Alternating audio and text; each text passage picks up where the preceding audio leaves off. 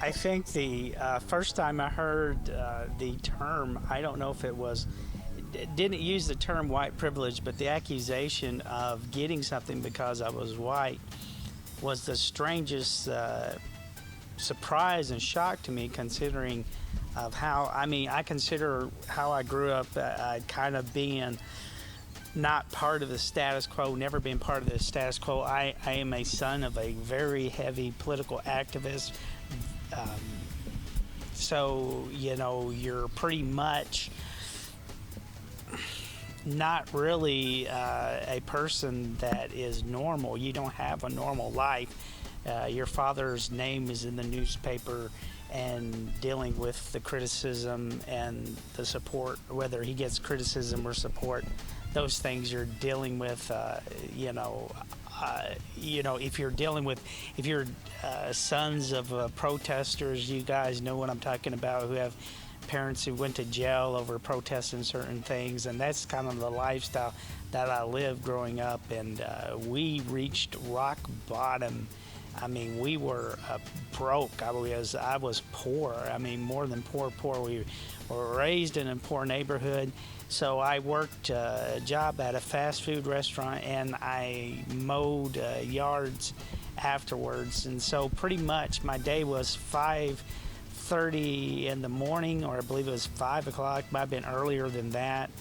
I think I got up at 4 o'clock in the morning, got to work at 5. I walked to work. Work was about 10 minutes away, probably walking time wise. I think it's 10 to 15 minutes away, because I think it was 3 songs, and that's how I,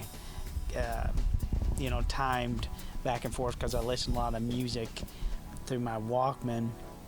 And it's easier to walk home when you have a Walkman. But so I worked. Then got off, and then went to, do, yard work on the side, and I was saving up money for a vehicle at the time. I didn't have a vehicle, so I was saving up for a truck. I had already started, my brother was in the union, so we got into the credit union.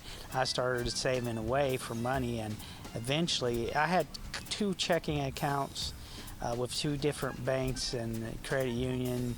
I don't even think I was 20 years old yet, but yeah, I was starting to save up money, starting to start my own life. And so, but it was just work. I'd get up in the morning, and then I'd mow yards, and then I'd go back to bed, probably 9 or 10 o'clock, get up in the morning, do it again. Eventually I went to 6 days a week, which was really kind of nice, because I got off work at 11 instead of 1:30.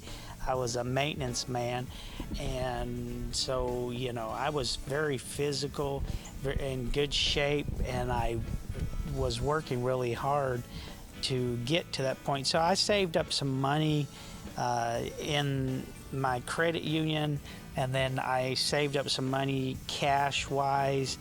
I put in, I don't know if I put it in a safe or did I put it in a checking account.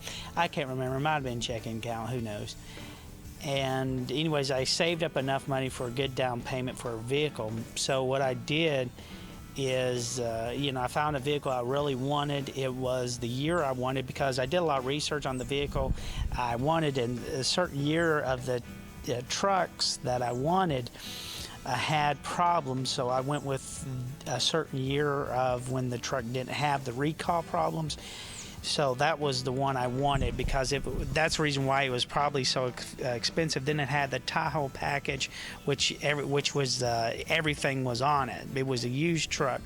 So I put a good down payment down, probably I would say more than quarter amount of the down payment down, and then went to credit union to see about getting the loan. I never got a loan before.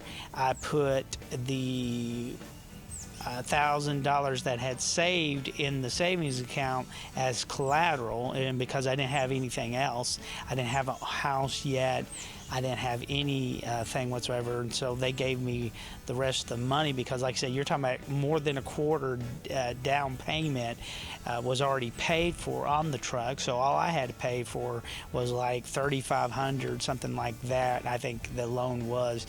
And then I had the collateral, like if I was late on my payments, they could take the $1,000. That was in the bank or the savings account. I think it was credit union as well. So, I'm a big believer in the credit unions more than the banks, because the credit union, you're the boss. The banks, you're not the boss. Most of the time. And so that's my situation. So I'm busting my butt 6 days a week. I'm even having to work on Sunday at my regular job, but I didn't mow on Sunday because I felt that's my business, and I didn't want to mow on Sunday. I'd rather be in church, and that's which became a reason why I had to leave the job and go on to another job where I could have some time off, have weekends off. So I would say, I'm putting in 18, 20, not 18, 12 to 18 hours, somewhere around there. Depends on how many yards that got stacked up. And a lot of times they got stacked up, and I hated to tell my job when they needed me that, I got 13 yards to do. I can't, there were sometimes, there's so much cash in my wallet, for mowing yards, it wasn't even funny. But a lot of times you're just too tired to spend it. But eventually, that was one of the reasons why I wanted the truck, so I could, add to my business, because I could. I ended up hauling, I think, 2 mowers in that vehicle, just in case one mower would go bad, and it worked out really well for me. And so, but anyways, after that hard work of earning that money, and like I said, coming to a family that had nothing, at the time I think I was paying money to my dad, because my dad was trying to teach me responsibility, but he didn't even know how much money I don't think it bothered me too much, paying the money that I did, but I can't remember. I think somewhere around $300 a month or something like that I was paying my dad, so I was making pretty good money, mowing yards, because I didn't even blink at $300. But then on top of that, adding, I think it was $161 for insurance and different things, like, because I was young male, which is, if you look at, somebody said, the biggest discriminatory thing is how the insurance companies will charge young men a higher insurance rate than females. So, anyways, I was so happy to get this loan. It would make it easier on me mowing yards, even though I didn't have long distance to go. But, when I did have big jobs, I didn't have to depend on other people for a vehicle, which sometimes I had to do. So I was so happy. I was, praising God that I was getting this loan. And I told everybody, I said, I just couldn't believe it, what happened. And the girl looked at me and said, well, you know why you got the loan? Because you were white. Now, this is a white girl that is telling me that I got this loan because I was white. And usually I keep my mouth shut, but I told her from left, I said, I got that loan because I got up at 4:30 in the morning. I worked till 11:30 or 1:30, strapped my lawnmower with the weed eater, and then walked down to my next job and did 5 or 10 yards a day, and that's how I got the truck. Okay, it wasn't because I was lying. The lady was sitting there telling me, at the loan office, you're not going to get this loan because of this, but because I had the money by earning the money. And then at the same time, we're talking about the responsibility of already paying rent to my dad at the time to teach me responsibility. I didn't let those things hold me back. So that's my white privilege story. And, I did not think this would be a thing. Now, you're talking about this happened about 20 years ago when this happened. And now we're seeing people actually believing this lie, folks.